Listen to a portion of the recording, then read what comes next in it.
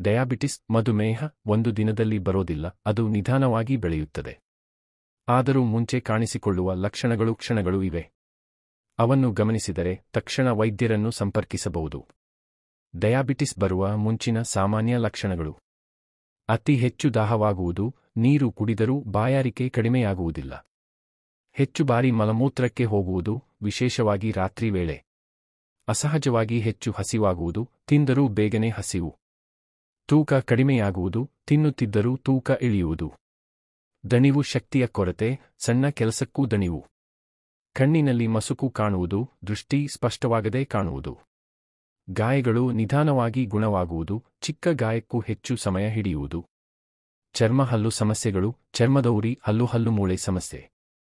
ಕೈ ಕಾಲುಗಳಲ್ಲಿ ಸುಳಿಯುವ ಭಾವನೆ, ನಮ್ನೆಸ್, ಟಿಂಗ್ಲಿಂಗ್, ನರಗಳಿಗೆ ಹಾನಿಯ ಆರಂಭ.